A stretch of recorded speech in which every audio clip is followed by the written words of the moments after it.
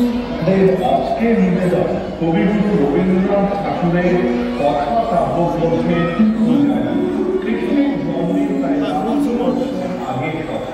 তখনও ভারতবর্ষে মৌর্য সাম্রাজ্যের প্রতিষ্ঠা হয়। মগধের রাজা বিম্বিসার ছিলেন গৌতম বুদ্ধের সমসাময়িক এবং বৌদ্ধ ধর্মের একজন প্রধান পৃষ্ঠপোষক। বিম্বিসারের পর তার পুত্র অজাতশত্রু রাজা হলেন। তিনি প্রথম জীবনে ছিলেন বৌদ্ধ বিদ্বেষী। অজাতশত্রু সমগ্র মগধের আদেশ জারি করলেন বুদ্ধের উপাসনা নিষিদ্ধ, অন্যথা এই শাস্তি মৃত্যু। এই গল্পে এক সামান্য নারী শ্রীমতী রাজ আদেশ উপেক্ষা করে নিজের আস্থা ও বিশ্বাসের অনড় থাকে। এই গল্প আশ্চর্যভাবে প্রমাণভাবে প্রাসঙ্গিক। ধর্মের নামে রক্তক্ষয় আজও হতে চলেছে। রাজা এখানে ক্ষমতার প্রতীক, আর ক্ষমতা প্রদর্শনের পন্থা সাধারণ মানুষের হত্যা। অহংকার ও শ্রেষ্ঠত্বের আস্ফালনে যুগে যুগে ধর্মকে ব্যবহার করা হয়েছে। শুরু হচ্ছে নৃত্যনাট্য পূজারী।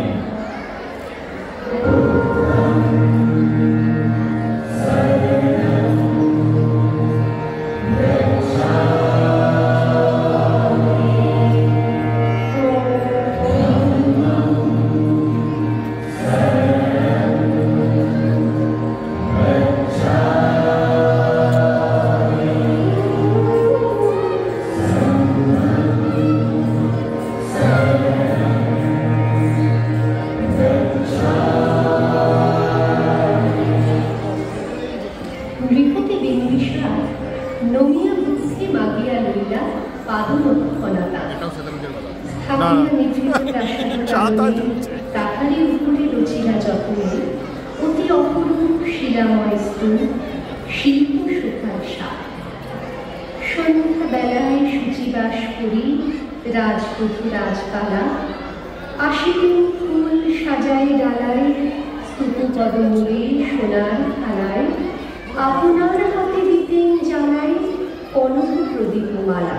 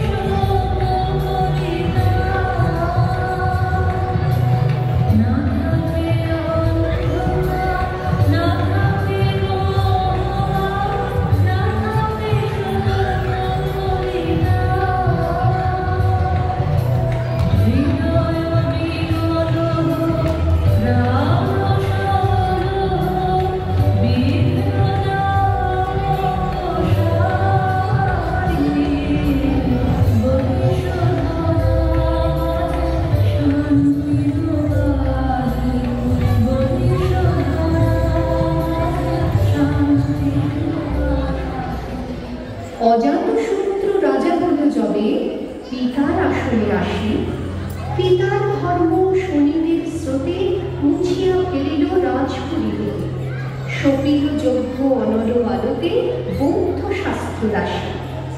কহিল ডাকিয়া অজাতশত্রু রাজকুমারী সবে, বেদ ব্রাহ্মণ রাজা ছাড়া আর কিছু নাকি ভাবে পূজা করিবার, এই কটি কথা যেন মনে সার, ভুলিলে বিপদ হবে।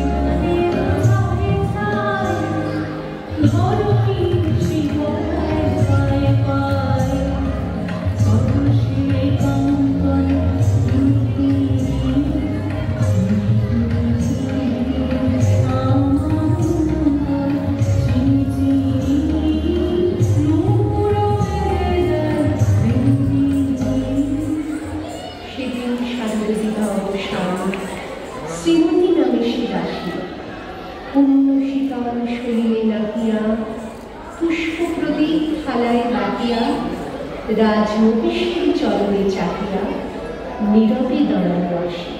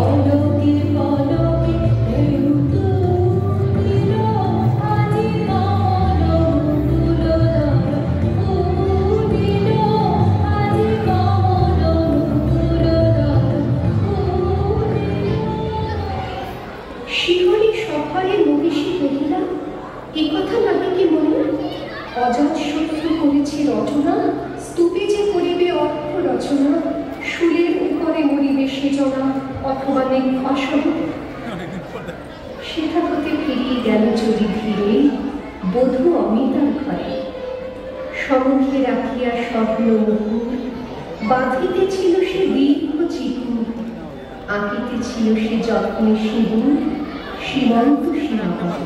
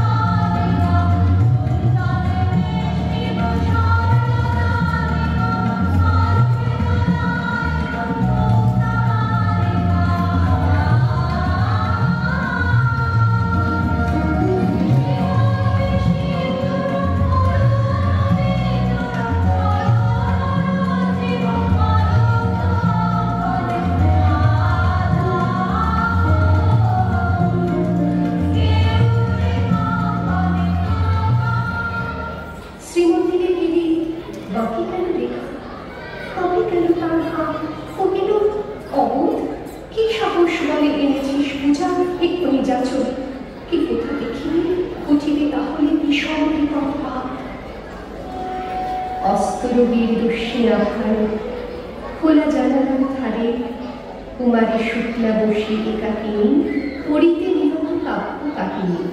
চমকে উঠিল সুমকিনী, চাহিয়া দেখিল নারী।